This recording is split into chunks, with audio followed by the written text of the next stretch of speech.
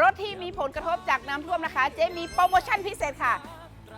สวัสดีค่ะเจ๊จอย CPN Car Center ค่ะร้านของเรานะคะก็มีบริการในส่วนของคาแคร์นะคะตอนนี้ใครที่เจอวิกฤตนะคะหรือภัยน้ำท่วมนะคะของเจ๊มีบริการชุดใหญ่เลยนะคะจัดหนักจัดเต็มเลยค่ะไม่ว่าจะเป็นแกะเบาะฟอก